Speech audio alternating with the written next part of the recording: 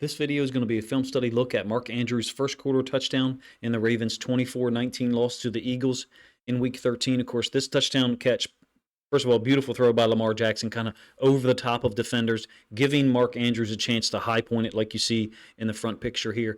Helped the Ravens go up 9-0. Should have been 10-0 were it not for a missed extra point by Justin Tucker. Andrews is really warming up, heating up in the last 4 weeks. In this case against Philly, he had 6 catches for 67 yards, 1 touchdown. I really feel like the data and the game flow from the last month illustrates that Lamar Jackson is relying on Mark Andrews a little bit more. Are we ever going to get to the point where he is getting 10, 12 targets in a game? Probably not, just because there's so many weapons on this team. Nonetheless, he looks like one of the guys, or the guy in the pass game that Lamar can rely on and look for in big moments to make big catches down in the red zone.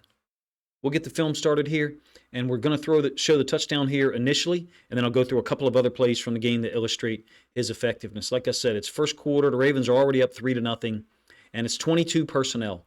So you've got likely Andrews on the field with Ricard and Derrick Henry. I think this is an interesting group for the Ravens to go to and use more often here in the last month and a half of the season. It's a beautiful throw by Lamar. First of all, like I said, allows him to go up and get it. But what I really like about the personnel grouping is you can kind of force teams' hands. This is a first and goal from the 14, and the Eagles are in a 6-1 look.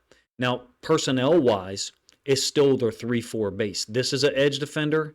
This is an edge defender. And then Bond, the converted edge defender into inside linebackers, playing extremely well for them, has walked up to create that 6-1 look, with Nakobe Dean being the solo inside linebacker.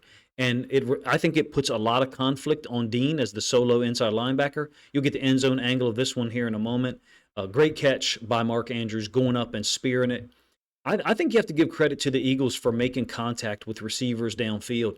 In this case, it's Mark Andrews who ends up making the catch, number one. Number two, there's nobody else really open other than, Bateman is coming across here. And once he clears the middle of the field, we do certainly have an opportunity to throw the football in this window because they're matched up here. But so many of these combo coverages in the NFL or college football or even high school, where there's man to one side and it's a match/zone to the other, it can create uncertainty in quarterbacks' minds. Can I throw this where I just described throwing it to Bateman? You won't see it on the end zone angle. Could you do that if it's zone? Well, no, because Nakobe Dean could peel off.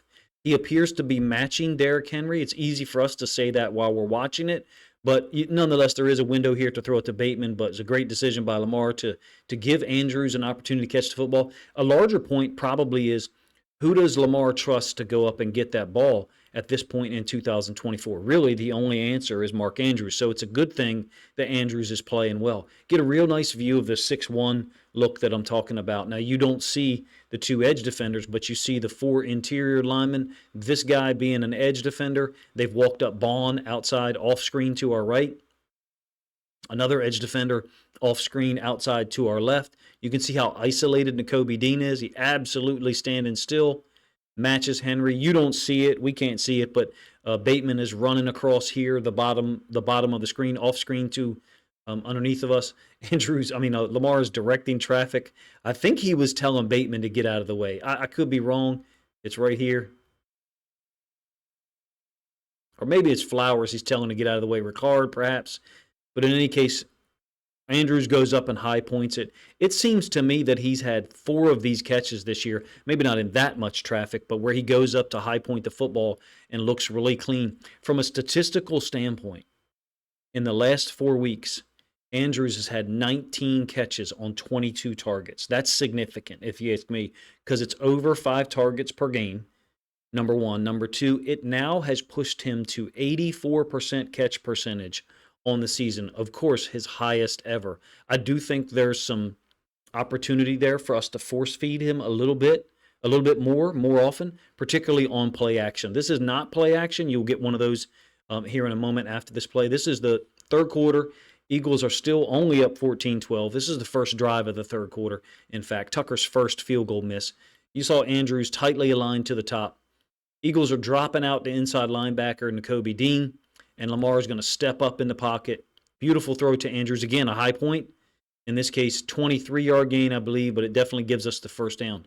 So here's the coverage structure that you will often see. Too high safety look, sometimes quarter, half, or cover 6, sometimes cover 2, sometimes cover 2 to one side and a little bit of a match or a man to the other. This is clearly not match or man down to the bottom. I think Bateman is just kind of occupying that corner because I believe, and I could be wrong here, I believe since Bateman has read zone, he wants to kind of hold this route here and hold that corner and allow Andrews to possibly work over the top. I think Andrews and Lamar have both read that the boundary side safety is sitting there, so he can't run that route that I just drew on the screen. And so Lamar floats it over the top, try to get it there before the safety can converge. Andrews and Lamar have that route. They have run thousands of times. Hell, they ran it hundreds of times in games since they both were drafted by the Ravens. And here's the end zone angle. This will be the last one that I show from this one. It's a 3rd and 8.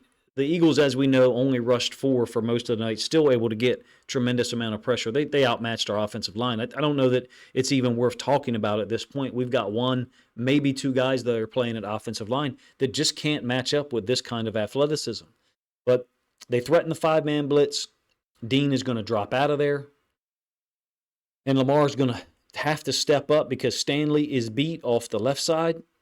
I mean, you can kind of name any guy on the Eagles' front defensive line, and they had a win against one of our offensive linemen on Sunday afternoon. I mean, Rosengarten and Macari, I guess, would be the exceptions to that. But great throw by Lamar, being as he's stepping up, and there's certainly players within reach of him. He actually gets contacted. It's a 3rd and 8, so he's just saying, hey, we're trying to get the first down here because we don't want them to get the ball back. Our defense was balling to this point.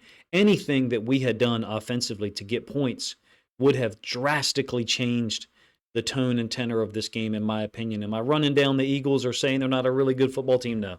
They're a badass football team. I think it could have possibly made us better if the coaching staff and the players on offense will accept that there has to be times where we're a little bit more conservative as we get into field goal range. Essentially, play to what appears to be Tucker's area of reliability, 44, 45 yards. I know you guys have heard me say that multiple times.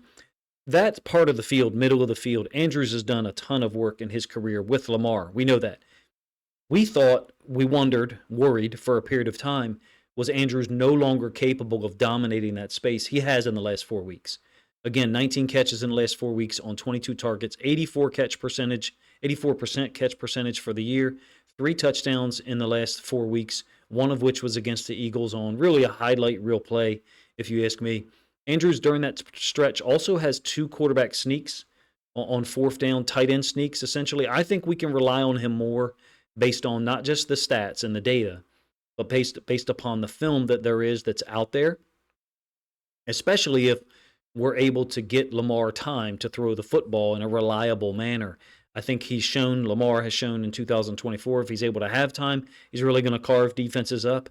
Look at the touchdown to interception ratio, the completion percentage, the yards per catch, yards per target. The last week has been decreased or diminished based upon his ridiculous stats earlier in the year. Nonetheless, Andrews seems to be the one guy that he can rely on, no matter whether it's man or zone. If you guys appreciate these One Play Wednesday concept videos, please let me know in the comment section. I'm obviously a day behind getting this one done, producing it on Thursday afternoon.